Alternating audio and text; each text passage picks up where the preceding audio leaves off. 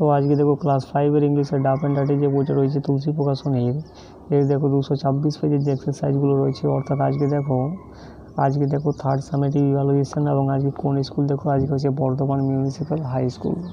তো আজকে এ থেকে দেখো এর এক্সারসাইজগুলো দেখো, choose the correct answer from the given alternative, অর্থাৎ কারেক্ট অপশানটাকে এখানে চুজ করতে বলা আছে। 1 নাম্বার দেখো দ্য ইয়াং বয়েজ ওয়ের, এটা কি হয়ে যাবে পাণ্ডবস অ্যান্ড কৌরবস। এরপরে 2য় নাম্বার দেখো দ্রোণাচার্য ওয়াজ এ গ্রেট, এটা হয়ে যাবে ওয়ারিয়র। 3 নাম্বার দেখো অর্জুনের ফেভারিট উইপন ওয়াজ, অর্থাৎ অর্জুনের প্রিয় অস্ত্র কী ছিল, তো এটা কী হয়ে যায় বোজ অ্যান্ড অ্যারোজ, অর্থাৎ তীর ধনুক ছিল। এরপরে 4 নাম্বার দেখো the Pandavas were only 5 in member, অর্থাৎ পাণ্ডবরা কজন ছিল, 5 জন ছিল। এরপরে 5 নাম্বারেরটা দেখো 5 number Duryodhana and Bhima favour the maze, অর্থাৎ দুর্যোধন এবং ভীমের সব থেকে ফেভারিট কী ছিল, মেজ ছিল। এরপরে বিয়েরগুলো দেখো write T for true and for false statement in the given boxes, অর্থাৎ ট্রু ফলসগুলো কিন্তু বক্সের মধ্যে লিখতে বলা আছে। 1 নাম্বার দেখো নকুলসের ফেভারিট উইপন ওয়াজ সোর্ড, অর্থাৎ নকুলের ফেভারিট উইপন কী ছিল, সোর্ড ছিল, এটা হচ্ছে ট্রু হবে। 2য় নাম্বার দেখো দ্য ডে ওয়াজ ডাল, এটাও কিন্তু ফলস হবে, যেহেতু ডেটা কী ছিল, ব্রাইট অ্যান্ড সানি মর্নিং ছিল।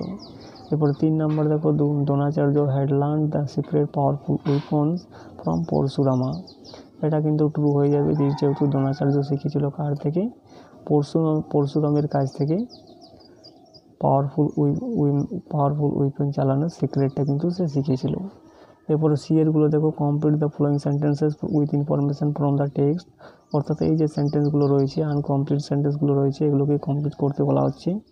1 নাম্বার দেখো the morning was bright and sunny. 2য় নাম্বারে কী হবে দেখো Dronacharya was the disciple of Parashurama, অর্থাৎ দ্রোণাচার্য কার শিষ্য ছিলেন, পরশুরামের শিষ্য ছিলেন। 3 নাম্বার দেখো between the Kauravas and Pandavas there was a fierce rivalry. এরপরে ডিএরগুলো দেখো অ্যান্সার দ্য ফলোয়িং কোয়েশ্চেন, অর্থাৎ নিচে যে প্রশ্নগুলো রয়েছে তার উত্তরগুলো এখানে লিখতে বলা আছে। হু was the Guru of the royal children, অর্থাৎ রাজকীয় যে শিশুগুলো ছিল তাদের গুরু কে ছিলেন, তো এটা কী হবে দেখো Dronacharya was the Guru of the royal children. এরপরে বিয়েরগুলো দেখো where did the young boys gather, অর্থাৎ যে যুবক যে ছেলেগুলো ছিল সেগুলো কোথায় জড়ো হয়েছিল, একত্রিত কোথায় হয়েছিল, তো কী লিখবে দেখো the young boys gather in the woodland. এরপরে আনসিনের এক্সারসাইজগুলো দেখো এ থেকে। Answer the following question. 1 number দেখো হু ওয়াজ মহাত্মা গান্ধী, মহাত্মা গান্ধী কে ছিলেন, তো কী হবে দেখো Mahatma Gandhi was the centrally leader of India. এরপরে 2য় নম্বরে প্রশ্ন দেখো when and where was Mahatma Gandhi born, তো মহাত্মা গান্ধী কখন এবং কোথায় জন্মগ্রহণ করেছিলেন, কী লিখবে দেখো Mahatma Gandhi was born on the 2 October 1869 at Porbandar in Gujarat, অর্থাৎ গুজরাটের পৌরবন্দরে 1869 খ্রিস্টাব্দে 2 অক্টোবর তিনি জন্মগ্রহণ করেছিলেন। এরপরে 3 নম্বর দেখো why did Gandhiji go to England, অর্থাৎ গান্ধীজি কেন ইংল্যান্ডে গিয়েছিলেন, তো কী লিখবে দেখো Gandhiji went to England to study law, অর্থাৎ ল পড়তে বা শিখতে তিনি গিয়েছিলেন, কি গান্ধীজি ইংল্যান্ডে গিয়েছিলেন। 4 নম্বর দেখো which mass movement did Gandhiji lead, অর্থাৎ গান্ধীজি কোন আন্দোলনগুলো লিড করেছিলেন, নেতৃত্ব দিয়েছিলেন, কী লিখবে দেখো Gandhiji lead many mass movements, তো এটা কী হবে দেখো non cooperation civil disobedience quit India movement, অর্থাৎ ভারত ছাড়ো আন্দোলন। এরপরে 5 নাম্বার দেখো when did Gandhiji die, Gandhiji কখন মৃত্যুবরণ করেছিলেন, গান্ধীজি ডাইড অন 30 জানুয়ারি 1948। এরপরে বিয়েরগুলো দেখো state whether the statement and true or false, write T for true and for false statement in the boxes. True ফলসগুলো বক্সের মধ্যে লিখতে বলা আছে। 1 নাম্বার দেখো Mahatma Gandhi was an Indian political leader, এটা কিন্তু ফলস হবে।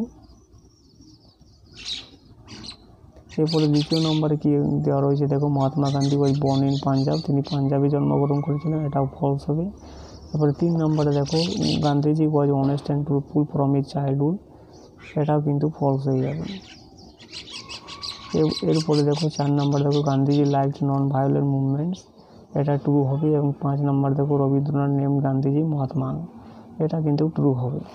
এরপরে দেখো গ্রামার অ্যান্ড ভোকাবুলারিগুলো দেখো 3A feel in the blanks with a or an or the, অর্থাৎ এখানে আর্টিকেল বসাতে বলা হয়েছে he always speaks the truth, তো এটা কী হবে দ্য ট্রুথ হবে।